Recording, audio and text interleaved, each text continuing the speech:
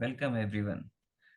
इस लेक्चर में हम लोग डिस्कस करने वाले हैं जावा रिएक्ट जेएस के बारे में। और इस पर्टिकुलर वीडियो में हम लोग डिस्कस करेंगे कि रिएक्ट जेएस के इंट्रोडक्शन, कि रिएक्ट जेएस है क्या चीज़। तो अगर कोई भी आपसे कभी भी क्वेश्चन करता है ड्यूरिंग इंटरव्यू और पूछता है कि रिएक्ट जेएस क्या है, तो आप सिंपल आंसर दे सकते हैं कि react JS is a JavaScript library developed by Facebook.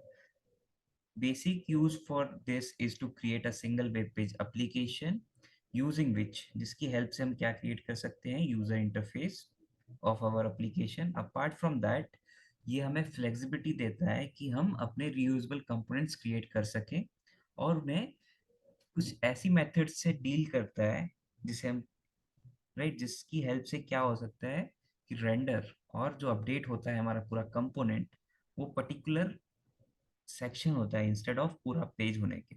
Right, सो उसके बारे में हम आगे पढ़ेंगे कि वो किस तरीके से होता है। बट अगर रिएक्ट जेएस के बारे में कोई आपसे पूछे तो आप इतना कह सकते हैं कि रिएक्ट जेएस क्या है, एक जावास्क्रिप्ट की लाइब्रेरी जिसकी हेल्प से हम सिंगल पेज एप्लीकेशंस बनाते हैं और उसमें हम रीयूजेबल इंटरफेसेस क्रिएट कर सकते हैं, यूजर इंटरफेस के क्रिएट कर सकते हैं।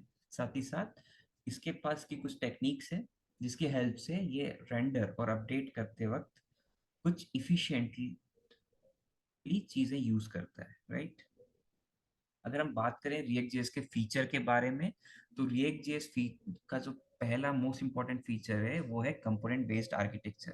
कंपोनेंट बेस्ड आर्किटेक्चर मतलब क्या, कि जब भी लेट सपोज अगर मेरे पास एक वेब पेज एप्लीकेशन है, ओके, और इस वेब पेज एप्लीकेशन के अंदर एक हेडर सेक्शन है। इस हेडर सेक्शन के अंदर कुछ बटन्स है, राइट, जिसके क्लिक होने पे क्या होता है, ये सेपरेट और डिफरेंट पेजेस पे जाता है। अगर आपको HTML चीज़ें पता है, तो अगर मुझे HTML के थ्री एक ऐसा वेब एप्लीकेशन या ऐसा एक वेबसाइट बनाना है जिसमें 3 पेजेस हों, तो मैं क्या करूँगा, मैं 3 फाइल्स क्रिएट करूँगा उस HTML की। राइट, एक तो हमारा होम या इंडेक्स पेज होगा, राइट, जिसे हम कहेंगे home.html, okay. Another one will be, let suppose this is a about us page, तो हम क्या कहेंगे इसे about.html।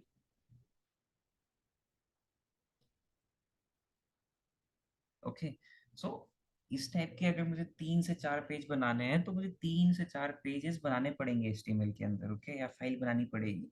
और अगर उस पेज के अंदर बहुत सारी कॉमनिटी है, राइट, जैसे सेम है, लेट्स सपोज इसका हेडर सेक्शन ये एग्जैक्टली तीनों पेजेस में सेम रहेगा, तो फिर मुझे क्या करना पड़ेगा बेसिकली, कि मुझे जब भी मैं home.html बनाऊंगा उसके अंदर ये पूरा कोड लिखूंगा इस पर्टिकुलर सेक्शन के लिए। अबाउट अस में भी क्या करूंगा, ये सेम कोड लिखूंगा।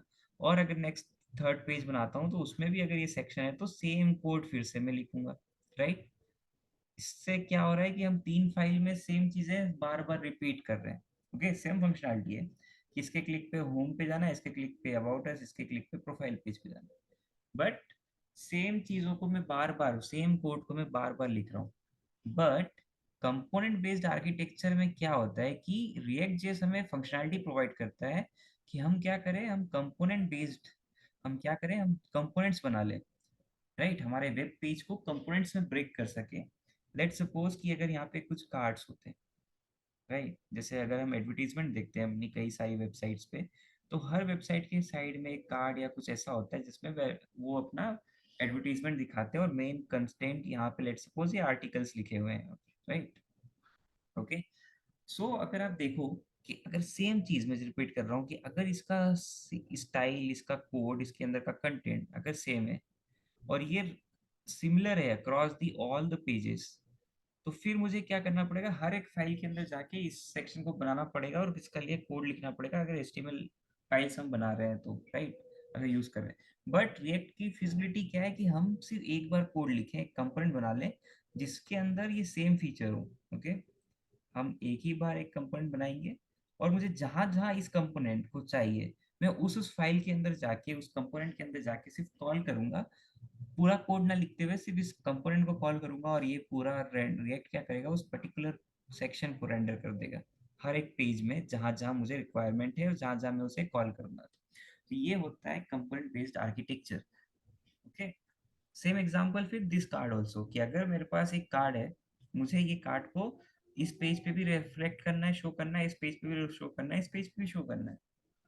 मैं बार बार कोड में लिखते हुए क्या करूंगा, एक कंपोनेंट बना लूंगा, ठीक है, और उस कंपोनेंट को मैं जहां जहां चाहिए वहां वहां कॉल कर लेंगे bye it's name, and react will render that particular component everywhere, वो हर जगह उसे रेंडर कर देगा। तो ये क्या होता है, ये होता है component based architecture. So component based architecture is used means UI is a built using small reusable piece called component, and each component manage its own states and logic. So React क्या करता है, हमें feature provide करता है कि हम इस particular component के अगर मैं बना रहा हूँ, और अगर मैं चाहता हूँ कि कुछ डाटा स्टोर करना जो कि सिर्फ इस कंपोनेंट के अंदर चाहिए, या कुछ ऐसी स्टेट्स जिसे मैं चाहता हूँ कि मैं मैनेज करके रखूँ, हम क्या कर सकते हैं, इस कंपोनेंट की खुद का एक स्टेट बना सकते हैं, एक स्टोर बना सकते हैं जिसके अंदर वो डाटा रिस्टोर रहेगा टिल देन, जब तक ये कंपोनेंट हमारे वेब पेज पे है। जैसे ही वो अगर हटता है तो वो स्टोर हट जाएगा, चला जाएगा, वो कंटेंट चला जाएगा, राइट। वैसे ही जो सबसे इंपॉर्टेंट चीज होता है वो होता है वर्चुअल डोम। जो सबसे बेस्ट फीचर है रिएक्ट जेएस का है वो है वर्चुअल डोम। सपोज अगर मैंने एक वेब पेज बनाया है, ओके, यूजिंग एचटीएमएल ओनली, मुझे क्या करना पड़ता है कि मैं पूरा कोड लिखता हूँ इसका, राइट, और इस कोड को लिखा, और लेट सपोज मुझे कुछ इसमें फंक्शनैलिटीज, डायनामिक फंक्शनैलिटीज देनी है, तो उस केस में मुझे क्या करना पड़ेगा, इसके रिस्पेक्ट में जो भी मुझे फंक्शनैलिटीज बनानी है, मुझे एक जावास्क्रिप्ट की फाइल लिखनी पड़ेगी, राइट। ये हमारी एचटीएमएल फाइल है और ये हमारी जावास्क्रिप्ट की फाइल है। नाउ अगर मुझे क्या करना है, जब भी मैं कुछ एक्शन परफॉर्म कर रहा हूँ, तो मुझे इससे उस एक्शन से रिलेटेड जो भी कोड है वो मुझे यहाँ लिखना पड़ेगा जावास्क्रिप्ट फाइल के अंदर, राइट, वो सारे फंक्शंस के फॉर्म में, और उस फंक्शन को मैं इस क्लिक या इस एक्शन पे मैं क्या करूंगा, कॉल करूंगा। अब लेट सपोज वर्चुअल डोम का यहाँ पे रोल क्या है, अगर मैंने सपोज यहाँ पे कुछ एक्शन परफॉर्म किया और उसकी वजह से क्या हुआ कि हमारे डोम स्ट्रक्चर या हमारे फाइल के अंदर मुझे या मेरे वेब पेज के अंदर कुछ डाटा को चेंज करना पड़ा, लेट सपोज यहाँ पे 1 लिखा हुआ था, after clicking on this button it become 10। सो 10 को दिखाने के लिए क्या करेगा एचटीएमएल या वेब ब्राउजर हमारा, इस पूरे एचटीएमएल जो डोम है, लेट से जो हमारा वेब ब्राउजर है, वो क्या करेगा, पूरे पेज को रिफ्रेश करेगा विद द न्यू डाटा। उससे क्या हो रहा है कि हमारा पूरा पेज रिफ्रेश हो रहा है, इससे हमारी जो मेमोरी यूटिलाइजेशन है वो बेटर नहीं हो पा रही है। क्यों बेटर नहीं हो पा रही, क्योंकि हमें पूरा पेज रिफ्रेश करना पड़ रहा है just particular only one small change के लिए। तो यहाँ पे काम आता है वर्चुअल डोम। तो रिएक्ट ने इस चीज को कैसे डील किया, instead of render whole page, whole web page, अब रिएक्ट क्या करता है, रिएक्ट पूरा वेब पेज रिएक्ट रेंडर नहीं करता है, री रेंडर नहीं करता है, वो क्या करता है, सिर्फ उस पोर्शन को रेंडर करेगा जितना हमें रिक्वायर्ड है। लेट्स से ये हमारा वेब पेज है, यहाँ पे हमारे कुछ बटन सेक्शंस हैं, ओके, और इस बटन एक्शन पे हमें कुछ चीजें हैं जो कि यहाँ पे वैल्यू शो करनी है। लेट्स सपोज अभी 1 शो हो रहा है, जैसे आप इस पे क्लिक करेंगे 10 हो जाएगा, इस पे क्लिक करेंगे 100 हो जाएगा, इस पे क्लिक करेंगे तो क्या हो जाएगा, वो 1000 में हो जाएगा। अगर इसी फंक्शनैलिटी को मुझे अचीव करना है रिएक्ट के अंदर तो क्या करेंगे, अगर मैं इस पे वैसे क्लिक करता हूँ, लेट्स सपोज मैंने इस पे क्लिक किया, तो व्हाट विल हैपन कि इसकी स्टेट बदली, बट इसकी स्टेट बदली, बट रिएक्ट ने क्या कर रखा है, वर्चुअल डोम मैनेज कर रखा है। वो पूरे वेब पेज को रेंडर ना करते हुए सिर्फ क्या करेगा, इस पर्टिकुलर सेक्शन को ही रेंडर करेगा with the new updated value.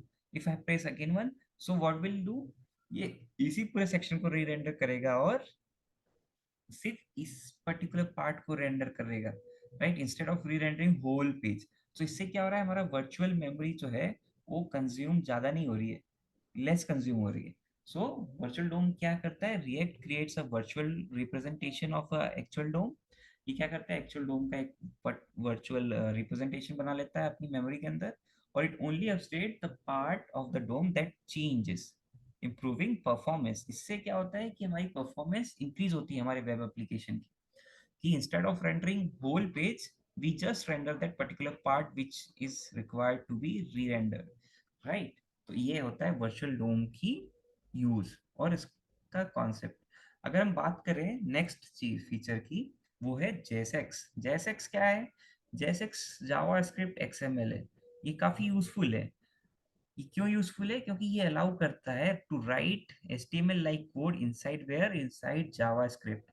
आप जब भी जावास्क्रिप्ट या रिएक्ट का कोड देखोगे तो आपको देखेगा कि आप क्या करोगे, एक पर्टिकुलर फंक्शन बनाओगे, उस फंक्शन के अंदर अपना लॉजिक लिखोगे, और उस लॉजिक के अंदर ही आप जब रिटर्न करोगे तो आप क्या रिटर्न कर रहे होगे, एक एचटीएमएल का कंपोनेंट या एचटीएमएल का पार्ट आप रेंडर कर रहे होगे या रिटर्न कर रहे होगे। और यही फीचर है जो कि जावास्क्रिप्ट को काफी इजी बनाता है कि जब भी आप रिएक्ट जेएस की फाइल या कंपोनेंट बनाओगे तो आपको सारी चीजें अलग अलग नहीं लिखनी है। आप सिर्फ क्या कर सकते हो, आप सारा लॉजिक उसी फाइल के अंदर लिख सकते हो, और उसका उससे रिलेटेड जो भी एचटीएमएल आपको जो भी शो कराना है ब्राउजर पे, वो आप इसी फाइल के अंदर लिखोगे। और इस चीज को हम क्या कहते हैं, जेएसएक्स कहते हैं, जावास्क्रिप्ट एक्सएमएल। सो ये क्या है, एक एक्सटेंशन है जिसकी हेल्प से हम क्या कर सकते हैं, एचटीएमएल लाइक कोड को हम किसके अंदर लिख सकते हैं, जावास्क्रिप्ट के अंदर। ठीक उसी तरीके से हम बात करें यूनिडायरेक्शनल फ्लो, राइट। तो यूनिडायरेक्शनल डाटा फ्लो एक और फीचर है किसका, रिएक्ट.जेएस का, जिसकी हेल्प में क्या होता है कि हम क्या कर सकते हैं, अगर लेट सपोज हमारे पास मल्टीपल कंपोनेंट्स हैं, हम ये सारी चीजें कोडिंग के थ्रू भी करके देखेंगे। अभी जस्ट मैं आपको एक आइडिया दे रहा हूँ, एक ओवरव्यू दे रहा हूँ, राइट। कि अगर मेरे पास एक सपोज एक कंपोनेंट है जिसे हम कह रहे हैं पेरेंट कंपोनेंट, और इसके अंदर चाइल्ड है, या मल्टीपल कंपोनेंट्स हमने बना रखे हैं, तो उससे उन्हें हम क्या कहेंगे, child component with respect to this particular above component which is parent component. If suppose we another have another component is beside this parent, so this one is a parent component, this is the sibling component as respect to this particular component, okay.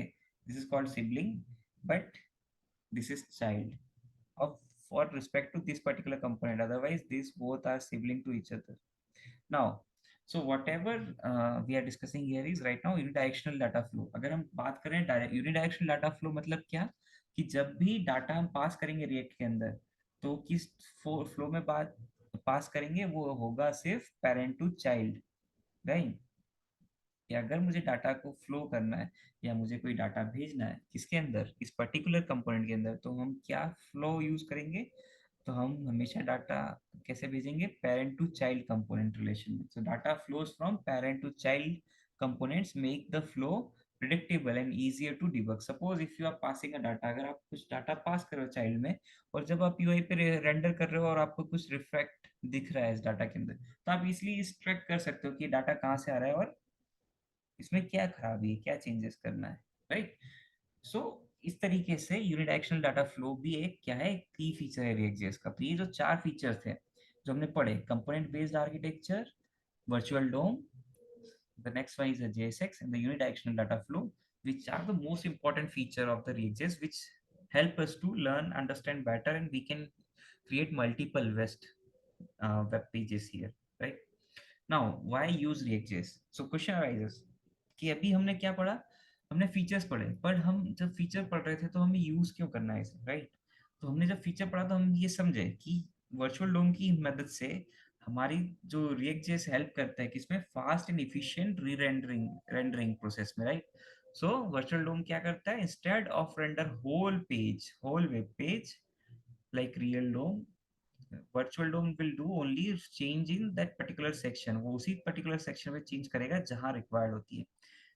Another thing is reusable components. So reusable component means अगर same component है जो कि web page या web application के across बहुत बार जगह use हो रहा है, so instead of writing code for each and every time, I just need to write, मुझे क्या करना है, सिर्फ एक बार ही कोड लिखना है, और उसे जहां जहां मुझे रिक्वायर्ड है मैं उसे सिर्फ कॉल कर लूंगा by just writing the name of that particular component, okay.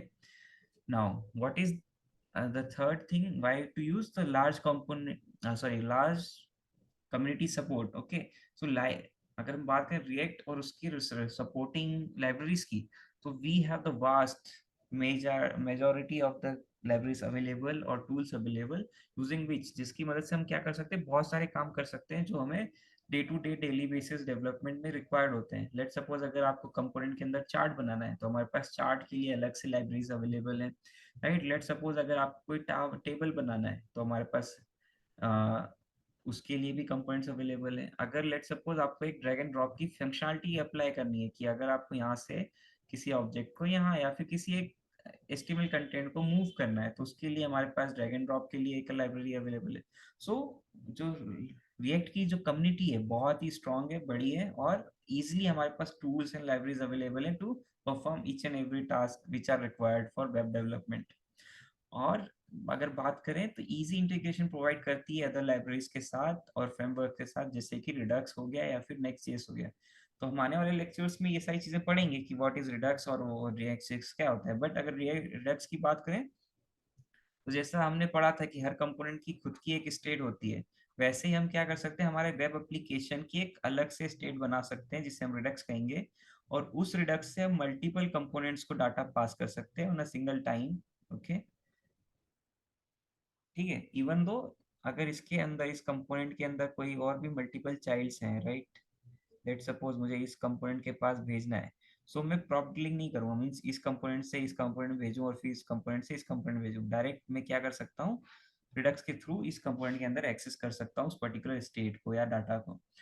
तो इसकी हेल्प से हम रिडक्स की हेल्प से हम ये सब चीजें कर सकते हैं। आने वाले लेक्चर्स में हम काफी सारी चीजें और भी पढ़ेंगे, बट ये एक छोटा सा ओवरव्यू था कि रिएक्ट जेएस है क्या। जब भी अगर आपसे कोई पूछे तो आप ये सारी चीजें बता सकते हैं, right, and be confident. So मिलते हैं नेक्स्ट लेक्चर में, till then take care and have a nice day.